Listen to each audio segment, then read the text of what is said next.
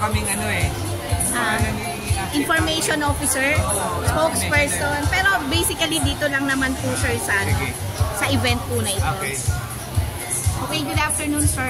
Pwede pong wait lang po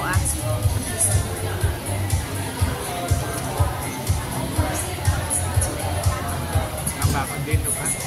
Sige po, okay lang po. Diyan, pupunan ko na lang po kayo. Pakilala lang po sila sa ating mga tagapanood po ngayon.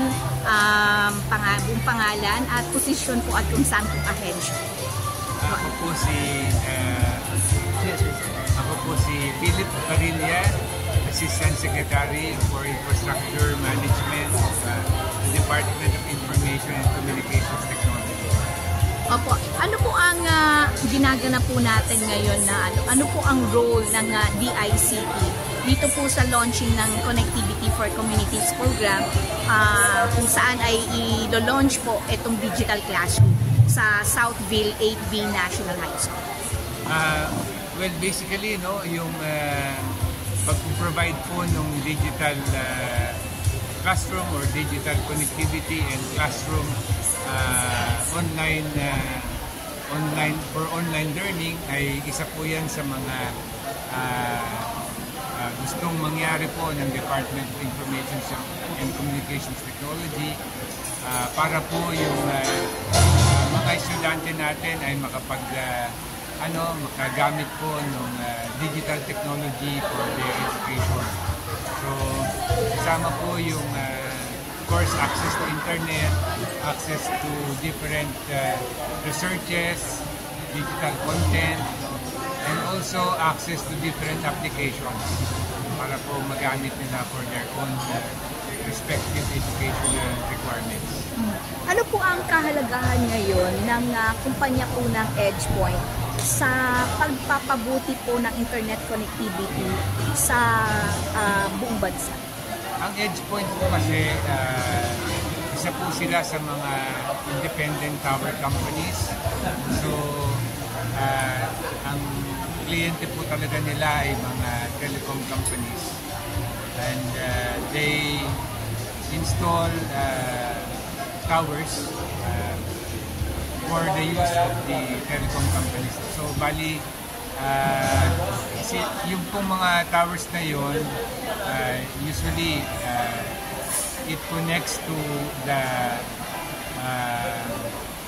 yung backhaul nila ng tower ng telecom company at saka po sila rin po yung tower na yun ay ginagamit for distribution of mobile signal. It can be 4G or 5G.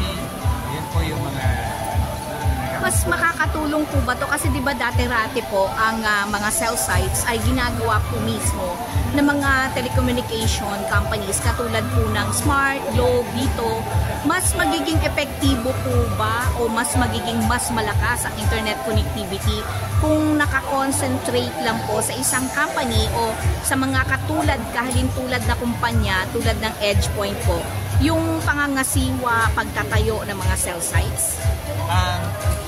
Actually, yung mga cell sites, talagang partnership yan, no? Ng tower companies at saka ng telecom companies, yung tinatawag nating mobile network operators. Kasi yung ating tower companies, basically sila yung nagbibigay ng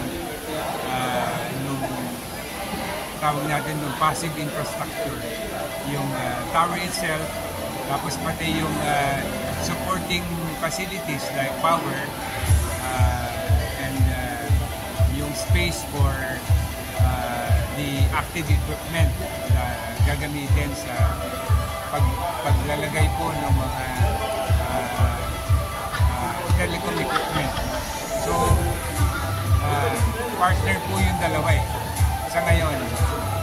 And ang maganda kasi with the presence of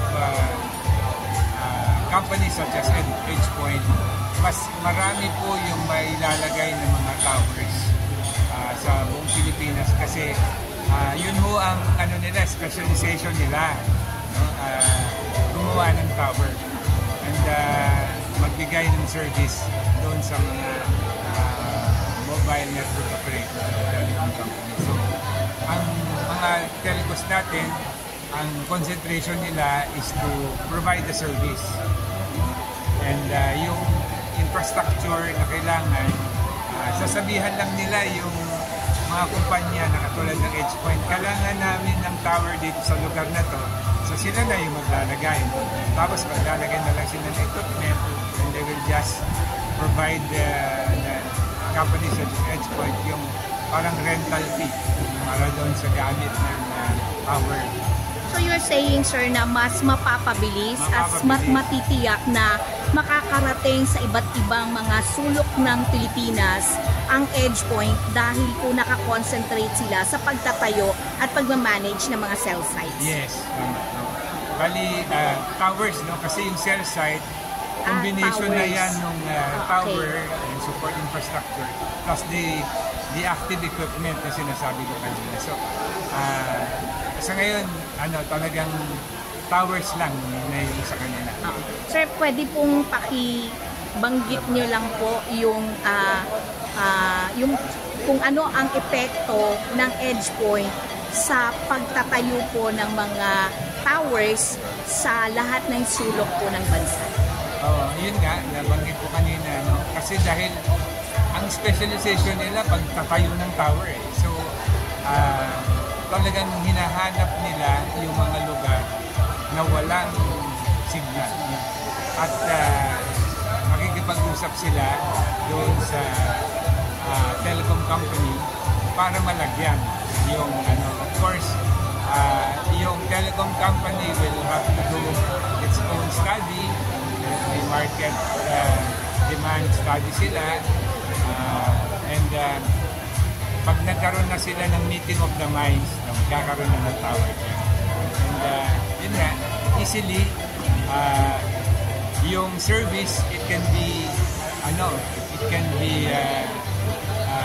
provided faster because telecom companies will not require a bigger budget for capital expenditure. Ang kailangan nila magbayad monthly. So, and nakukuha naman nila yung nakukuha naman nila yung revenue na kailangan to operate and maintain the service in that particular area.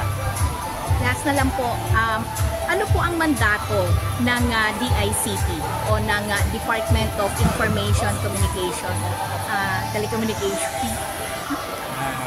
Department of Information and Communications Technology.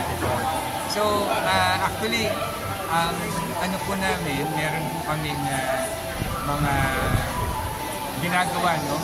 Unang-una, siyempre, yung connectivity, no? So, yung pag-ensure na meron po tayong isang widespread telecommunications networks. So, gusto natin ay mapalawak yung network ng mga telco plus with the help of government, may parating din yung servisyo na para po sa mga rural areas. So, yun yung muna-muna, yun ang medyo link dito. Meron din po kaming servisyo na related sa capacitate sa mga tao. So, kaya po related yung online system for education. So, meron kaming upscaling part. Pero actually, ang pinaka namin, mandato namin, yung kami yung primary policy making body on ICT, planning body for ICT, programming body on ICT, implementing body for ICT, saka coordinating body in the executive branch of government. Kaya, yun, nakikita na ipaparating yung ICT services sa lahat-lahat ng lugar at makatulong ito doon sa tinatawag na digital transformation, yung pagbe-benefit ng mga tao ng mga serbisyo na nanggagaling sa digital technologies, no? Or sa ICT. So, basically, yun yung aming gusto sa aming parating. Mensahe na lang po sa ating mga kababayan ngayon bilang isang opisyal ng DICT. Una-una, ang DICT po ay kasama po ninyo para sa pagpaparating ng iba-ibang serbisyo na ibibigay po ng ICT, Information and Communication Technologies. And kami po ay unang-una ay tumutulong sa iba-ibang government agencies para po sa pagpapabilis, pagpapatatag ng pong mga pag-deliver ng services sa publiko. So through our e-government team, no?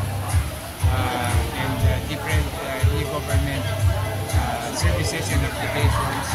At kami rin po ay tumutulong para po sa pagbibigay nga ng koneksyon sa ibang lugar. Meron din po kaming mga programa na nagpapatatag po sa yung security at safety ng paggamit po ng ICT, cyberspace. Meron din po kaming mga programa na nagbibigay din po ng paraan para po sa mga tao magkaroon ng trabaho through our different programs and projects. And ganun din, meron kaming mga programa that will help yung pong iba-ibang government agencies to deliver their own government services. Thank you so much. Thank you, po. sir.